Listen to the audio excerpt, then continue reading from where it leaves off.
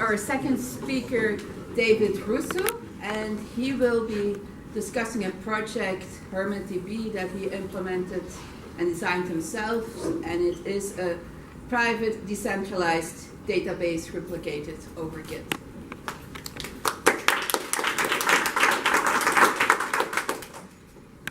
Okay, so yeah, I'm David. So this is a project I've been working on for about coming on to 6 months now. This kind of has a few iterations over the time, but it's starting to converge to something. So yeah, it's a private decentralized database replicated over Git or any other log. So it's agnostic over the log structure itself. As long as you provide one, it will replicate over that. So the use case is if you want to build applications that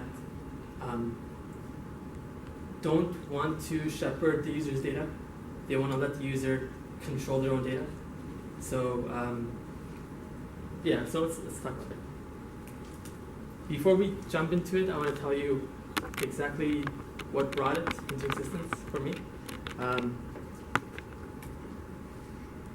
So at the beginning, I was working on Mona. This started like back in February or something. I was looking for a new password manager because I was using LastPass at the time, and I was not a fan of it. I wanted something open source, something that had mobile apps, syncs across all my devices, and had a decent user experience. So I couldn't find one that I liked. None of them made me happy. There's a bunch of password managers that are open source, but nothing that really spoke to me. So I started working on Mona. So as I started working on this, I worked on it for like 2 months or so, and something started to come out of the project that I just saw were not specific to Mona.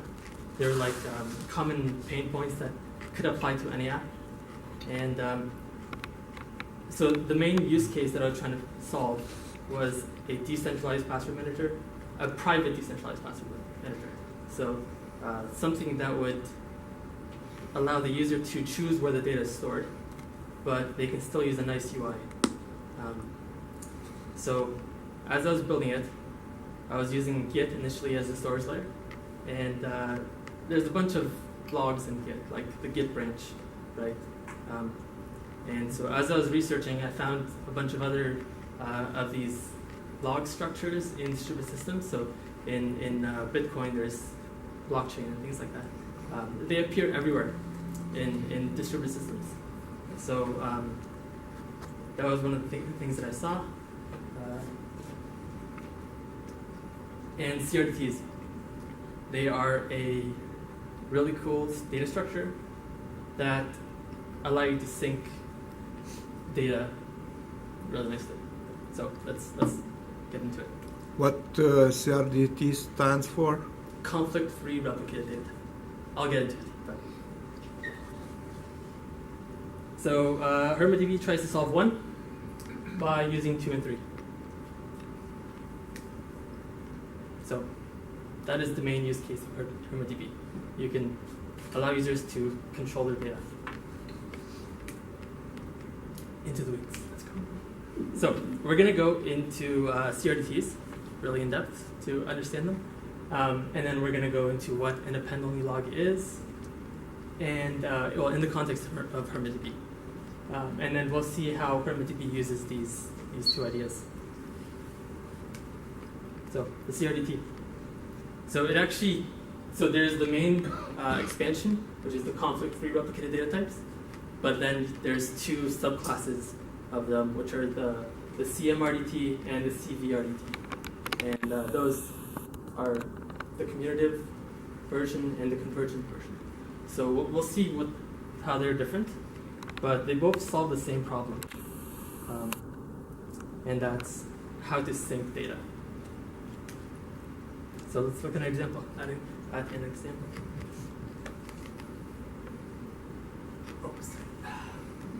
splashed on my face. Okay, so we have Alice and Bob here. And they have a replicated data type here. So this is, they both have this cube structure. And at first they're in sync, but then Alice makes a change.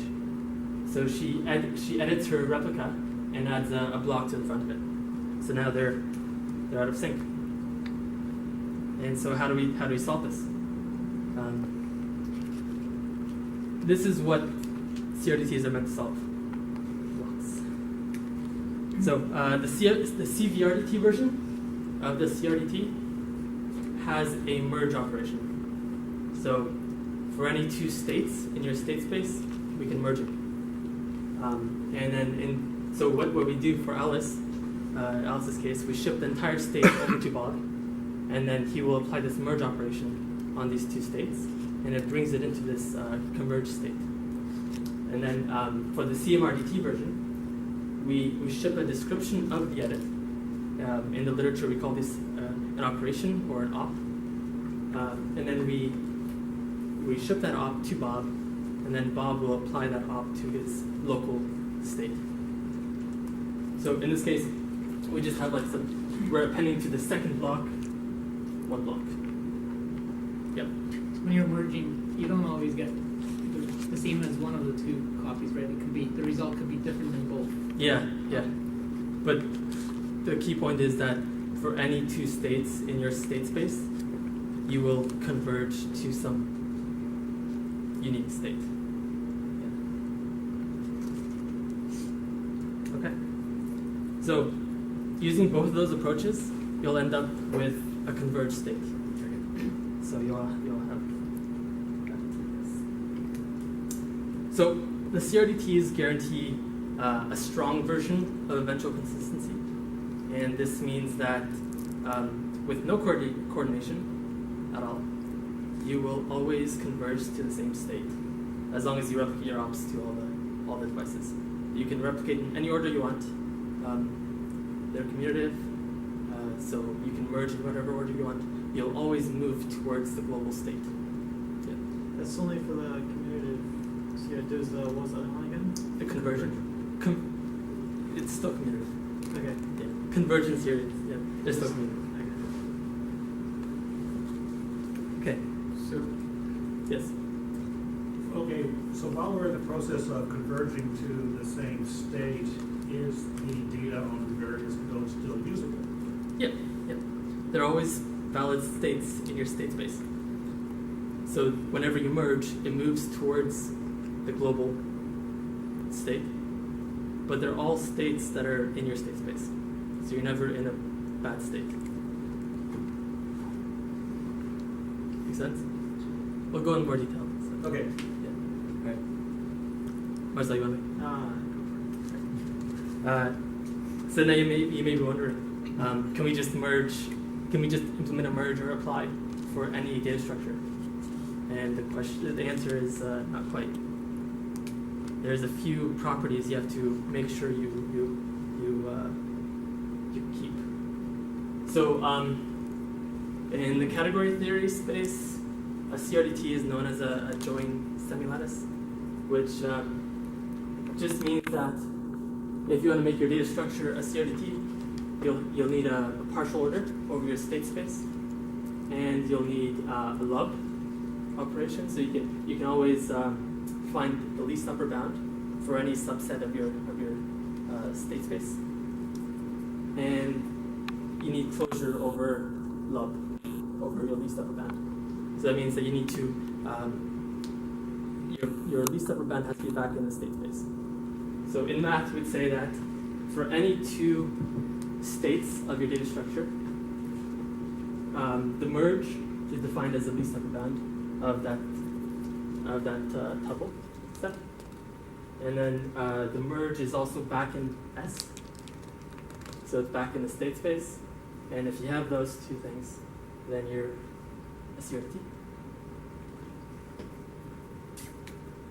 Okay, so let's look at the example from Alice and Bob. This is the state space for their CRDT. So you can see it's kind of like Well, it's really just like a tuple with positive integers. So you can say this is 0, 0, this is 1, 0. So it's just the entire, all the tuples that have positive integers. And so we need to define a partial order over this state space to make it a CRDT. And so this is one of them. There's many partial orders. You can just move things around and you have any partial order. So this is the one that we used in our previous example. So our previous example, we had these two states here, right? And so the least upper bound of these two states is going to be this one. So we always just move up the partial order. So you pick any two states in your state space, and then to find their upper bound, you would just move the arrows up into to the point where it's the least upper bound. That It's not the other one because Alice was on the left, yeah? which one, sorry? Alice on the left and Bob on the right. Yeah, so Alice had this guy and Bob had this one. What did I say? Okay. Yeah, okay, so the idea is you just follow the arrows, you always move up when you merge, and so you'll end up in some convergent state when you merge. Does that make sense? Yeah. I don't know if it applies directly here. So if I have an operation like a update and a delete, and I update and then delete, but if you perform these in the wrong order, delete first, then you can no longer update. Does it still fall under this kind of You have to be careful when you design. So let's look at it actually. It's not exactly that case, but we'll see something very similar. Yeah, because you have to deal with ambiguity. So when you update on your deleted element, it becomes obsolete and the inner stuff is still the same. oh, That thing is missing. Like, it doesn't matter if it was updated before you removed it, or you never updated it before you removed it. The inner stuff is Yeah. it's not there. well, yeah, you have to think about biases. Okay, so let's look at this example. So is this a CRDT? So this is another structure that we have. We start with a singleton block, and we move into this cross-like block as we move up the state space. So what happens if we try to merge these two states? We could move into this state, this state, this state, any of those states, right? So it's ambiguous. Like if you had one state, or one node, or we had 4 nodes in this state, and they all receive this state as a merge, they could all move into separate states, so they don't converge. So we need to remove this kind of ambiguity in our structure. So we can turn it into a CRDT by removing some of these edges. So what if we remove that? So we just removed some of those edges there. Does this make it a CRDT? So if we try to merge again, and we move here, we could move there, but we could also move here by following these edges. And since there's no ordering between these two, then these are both upper bounds, and they're both least in their own sense, but they're not the least upper bound. Right? And so it's also an upper bound. And so this is not the least upper bound, so there's no least upper bound.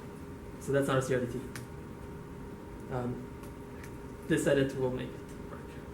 And so in this case, we remove all other edges from this node, and now there's only one upper bound for this, and that's this guy. And so that fixes it. Okay. So my point is, it's tricky. You gotta, because we're working with code, and we don't see these nice diagrams that show us the state space. And so you gotta make sure you think through all these edges that you're making with your code. And you'll have to introduce some kind of bias for many CRDTs. So for sets in particular, there's always like add bias sets or remove bias sets. And so you have to make these kind of decisions based on your application. Okay. So there's many sets, there's many CRDTs. There's registers, there's sets, there's maps, there's sequences. Sequences are a big place for people research because they're used a lot in collaborative editors like Google Docs and things like that. But yeah, there's many, and many come new every day. So HermitDB is one big CRDT, and CRDT key value store, and the values themselves are also CRDTs. And so this lets us merge automatically. So as long as if you build your application with HermitDB, we will automatically merge your states as you have many devices. So yeah, think about warping your biz requirements to fit the CRDT model. Okay, that's CRDTs. Any questions on that? Sure. So, this might, I don't know if you talked about this, but like, there's cases where you're merging and you're getting something that's not expected sometimes, right? Right, yeah. Is there really a way you can either deal with that, or is it just kind of like, does it ever like just come up where you randomly get some nonsense or whatever? Or? It depends on your state graph. So in this case, we forced the merge of these two states to be this state. Yeah. If we would have done something different, we could have like removed all these edges and made it so when you merge these two, you end up in the top state. Right. It really depends on your choice, on your biases that you introduce. So you mentioned that you're using CRDTs for the values that you're Yes. storing in the database as well. I'm trying to wrap my head around that a bit. Right. So what are you storing in the database? Like, could I just store strings? Sure, you could. Yeah. And then how do you then You store. verify that, or what does it mean for a string to be a CRDT? Right. Okay. So you can't just store.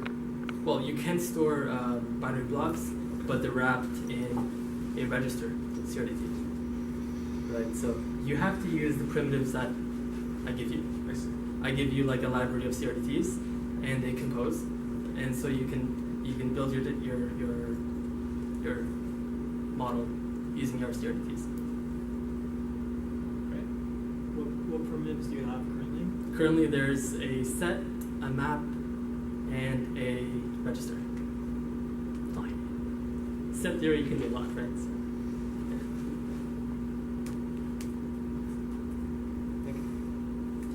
Does Yes. this support like serializing a graph of objects that are interconnected? There's no references in the database yet, but I'm sure we can do it. Just gotta figure out the constraints that you want to add. Yeah. So no graphs because you have tree structures.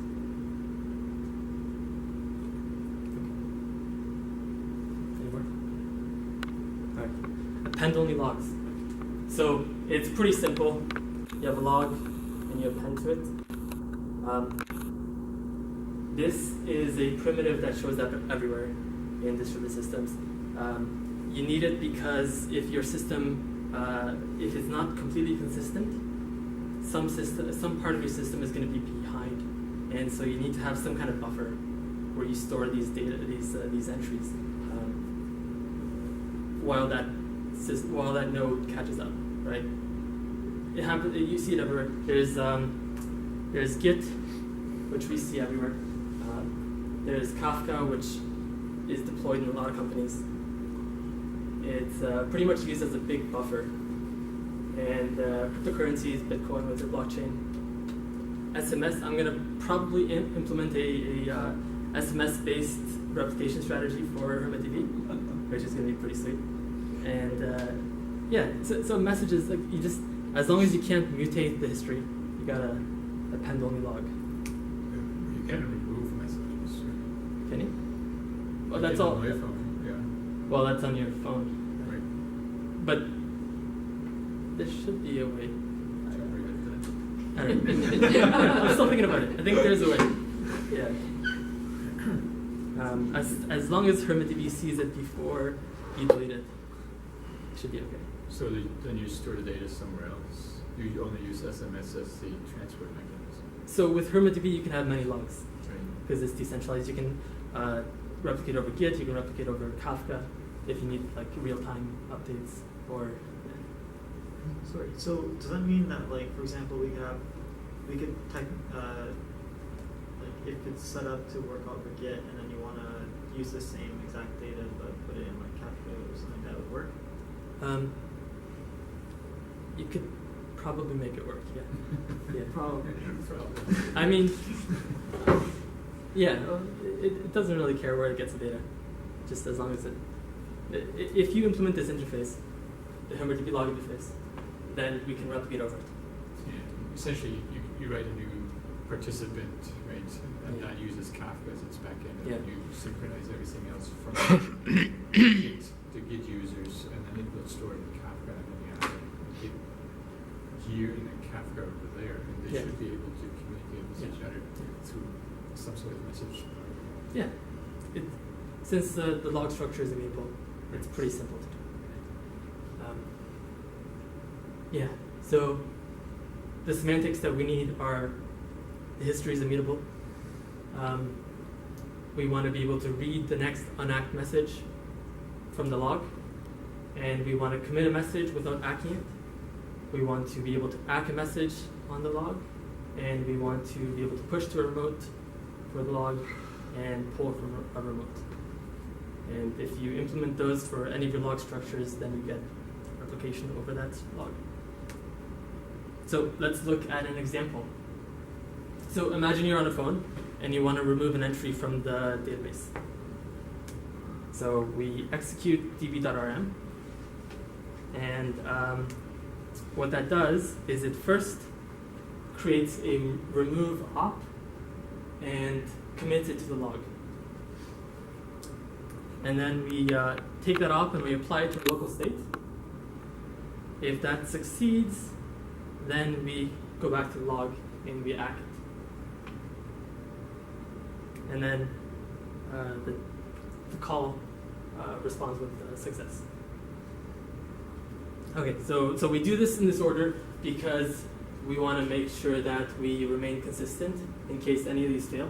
So if this were to fail, then the call would fail. If this were to fail, then next time the HermitDB comes up, we see that we have an unacked message on the log, and we apply it. And then if this were to fail, so we fail to act, but we have applied, all ops are also idempotent. So then that means that we can just apply an op as many times as we need to. It doesn't change the state. It's basically an op. And yeah, so any of these, if we fail, we can always recover. So does that just implement transactions? For a single operation. Right. But you can't have transactions across Right, not many multi operations. operations, but it's a simplified transaction in a sense. Yeah, it's Because just you to have your, maintain- when you say your local state, which is your database, and then you have your log where you just append, and I mean every relational database does the same thing. When you use your transaction log where you write the operation that you're going to perform on your data, Yeah. and then I mean you put your commits in there. Yeah, everybody does this so that they can stay consistent in case something fails. Yeah. It's not. Yeah. So it's a simplified version of that. Except for my ISAN. For which Right. ones? My ISAN and MySQL. They don't do it. The good ones all do this. Alright. Yeah, not quite for transactions, more for redundancy, for recovery in case of failure. Yeah. Are you planning to add transaction support? So you can say start transaction, do a bunch of stuff, and then commit transaction or something. Later, not now. Later. Probably I don't know. Later, much later.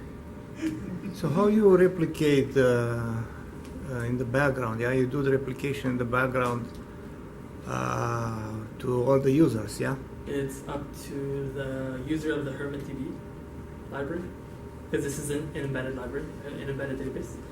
You have to call sync. You have to call the sync function. Oh, And each user has to call sync, or? I mean, your app, when you write your app, you have to make sure you have a background thread that is periodically calling sync. So So it's up to the application to decide when to sync. It doesn't Good. happen all the time. Because if your update fails, Yeah. you are noticed, but the other guy or the other users, how they know that you failed? Well, we don't send out this operation until you call this function. So, does that make sense?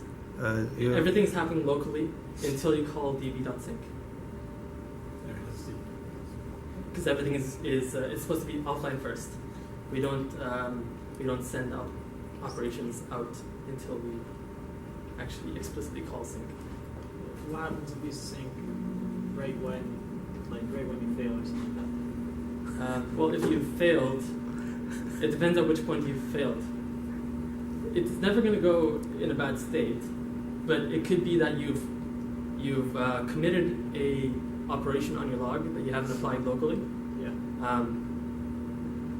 And then next time you restart HermitDB locally, you're going to apply it yourself. But if you called sync in that in-between state, another device might have applied that op before you applied it, which is not a bad thing, right? We'll get there when we restart. Yeah. Yeah. Okay, let's continue. Okay, so now your tablet wants to sync. So your tablet calls sync, and what happens is it goes out somehow, fetches the logs from every device that is part of this private decentralized network, and then it replicates the logs to your own device. So how this is done is behind that interface, right? So with Git, you'd have some remote that you're fetching from, and everybody pushes to. If you're doing with Kafka, you could do a poll in Kafka, or blockchain, I don't know, doing some fancy stuff there. Yeah, so that's all behind the interface. It's agnostic, it doesn't care. But now you've got all the logs replicated to your device. So now we replay. So we start going through every log from every device, and we start applying the operation from each device's log in order, and apply it to our local state. The order on every individual log matters, but we can interleave replay from other logs in any order, if that makes sense. So we could apply one op from one log, and apply 20 from another log, and then 1 from another, and come back to the first. It doesn't matter which order you choose to the ops to apply, as long as the order per log is preserved. And so if you do this by map and CRDT'S, we converge. Yes. Yeah. So 2 users, one of them updates the value of X to 3 and the other one updates it to 7. Mm-hmm. Which one takes And then your precedence? CRDT. So there's one register called the MV register, which it's a multi-value register. And so what it does in the cases like that is stores multiple values side by side. There's another one called a last write wins register, which if you can guarantee that your timestamps are never going to be exactly the same, then you can use timestamp, and it's going to choose which one is newer. It depends on your CRDT. Yeah. What would be a sane one in that case? Say you're storing money in an account. What would you recommend as a particular CRDT you might want to think about? For money, you need some kind of trust thing. So use Bitcoin. Why are you using HermitDB for money? Okay. For money, you need transactions, Yeah. which we don't have yet, so we can't do money. I think it's the corollary. Don't use HermitDB for anything that you need strict global consistency. So that's, yeah. Most of the time you don't need it. Yeah. HermitDB, in our case, we choose the multi-value register. And so we're going to store both of the registers. Next time you write to that register, you will have to make that decision. And so it'll collapse it to one. So you'll read two values and you get to write one. Right. Any more questions? Yeah. Yeah, we have that consistency thing. I understand how you get to the eventual consistency. This thing's always bugged me about these databases is that what about the interim state? Because we have to read these things. Yep. And so, is there a way to handle not getting into a logically weird state with one of these databases? Yes. So if you remember those diagrams, those Hasse diagrams, or Hasse diagrams, every state in that graph is a valid state. Right? You could reach that state by applying a bunch of removes and adds and updates and all that stuff, right? And that's what every one of these log entries does, right?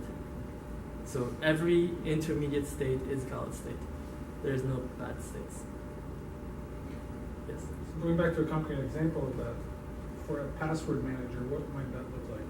If you're in the in-between state, not having applied the last global in one of your clients. Well, there's no in-between states. Sorry, a valid state that hasn't been converged to the global maximum yet. Okay, so there could be no global maximum. It could be a mythical global maximum that nobody really knows yet, right? Because you can have enough devices that nobody has really converged to that final state, right? If you were to take everybody's state and then merge it together into one big, that's the mythical global. Okay, that's what you meant. Okay. Sorry, what's the question again? So what would it mean for one of those devices to not be there yet? What would the behavior be in that case of a password manager? You just wouldn't have one of the passwords, or? Yeah, so any changes that would have happened from that password, from that device, you would not see it. So yeah, if they added a password, you wouldn't see the password yet. Or, yeah. If they change the password, you get because you log the in. old one. Right. When it's a valid state, you can't log in. Yeah. It may not be a desirable state. but not the outcome you wanted. You give up some things, right? If global consistency is a high cost, if you really need it, you have to pay for it, and it means that you have to have your devices that are always on. You have to make sure that you always have an internet connection. You get trade-offs. Okay. For most cases, it works. Any more questions on that? So two values get turned into a dual value state, Yes. and that's a valid state? Yes, it is. For the multi-value register, yes, it is. Yeah. Oh. I think I'm going to call it the Schrodinger state. Until you open it up, you don't know what it is. Cat's dead every time. Yeah. Okay. So, if you accept all these trade-offs, then you can build applications that let you give the power to the users. They can choose where the data is stored. If they trust GitHub, they could choose GitHub as their source of replication, right? Or GitLab, or host their own Git server, or if they have some access to a Kafka server, they could use that. That's what we get. That's it. Everything is open source. It's written in Rust if you like that. So if you want to play with that, that's my talk. Any questions? Yes. So you mentioned the private part. So is that more to do with the network of clients that's the private side, or are there parts of the system that are sort of privacy inherently private, encrypted in some way? Yes. So the log is fully encrypted, and I haven't implemented at-rest encryption yet for the state itself, but that's my next project. And yeah, so there's encryption, but the main point and why I use the word private there is that this is supposed to be a private database for yourself and maybe your family. But it's not meant to be a database that is shared for all of Canada or something, right? Personal database. A personal database. Okay. Sure.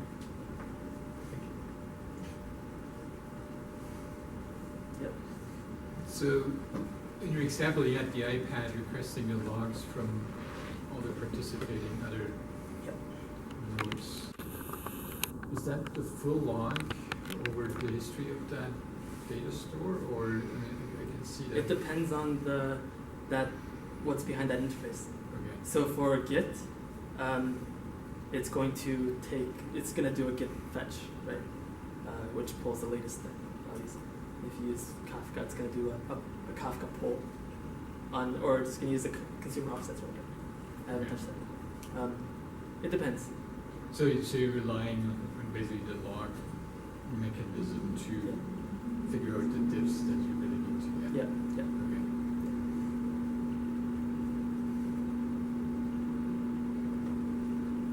I guess maybe to follow up on that, what happens on the expiry of some of the data? So like if you're, I guess in Git it's always, everything's there back to the beginning. But like if someone were to prune some of your oldest commits, or if your Kafka offsets got expired out of your log. Okay, so the data of those offsets, rather. Yeah, that's the tricky part that I haven't quite figured out yet. It's for applications. So the semantics I need are semantically immutable, right? So if you have a way of collapsing operations on your particular log, so you only have one log entry that has 1,000 entries, then it'll work. That'll still work. But if you ever want to lose operations by actually deleting like the first operation, that gets tricky because that's not gonna work. Yeah. So if you have that, if you miss that first insert, all the subsequent updates will work. Yeah. So you might be able to implement checkpointing on a per log basis, where you collapse entire 1,000 ops into a consistent state. It depends on the log. So in databases, so I'm a database guy, so you do a backup of your store and then restore that somewhere else, and then you can start participating in log exchanges afterwards. Yeah. These logs aren't your actual data store. They're just the mechanism to exchange operations between data stores. Mm-hmm. So you have a data store that represents something close to the global maximum or global upper bound, Least upper bound. the least upper bound, Yeah. the ideal state. Yeah. You would have a different mechanism to kind of move that state to somewhere else. And you could do that on top of your log mechanisms again, but that might be a different story. Yeah. Every new device that's added to your network needs to replay from the beginning. So you need. Yeah, either that or you can have some sort of snapshot operation that takes an existing data store and sends it. That could be implemented as a log. Yes, that's what I was just saying 30 seconds ago, right? But you could have like one snapshot log that you just replicate from, which is just one single value of the snapshot up to that point. And that when you apply that giant op, it brings you to that state. Right. Yeah. And that implicitly collapses all the data changes to one operation for each data point in your store. Yeah. Which should be more efficient than getting everybody's logs from. For password managers, how many passwords do you have? Well, we're talking personal databases. So what could go beyond? For personal databases, the amount of ops that you're gonna have is gonna be fairly like to-do apps, reminders, calendars. Like you're not gonna have millions of these edits. All all the words you've ever typed in your life are in a few minutes. A few megs, right? Yeah. Your Yeah. iTunes library. So when we move to this tiny scale of the private or personal database, these kind of things don't really matter. But somebody will find a use case. Sure. Yeah. What inspired you to choose that icon? Is that a shepherd or a philosopher? Neither. Well, maybe both. He's a hermit. So, yeah. Could be. Yeah. Oddly enough, his name is George. It actually is. If you look at the history, it's okay.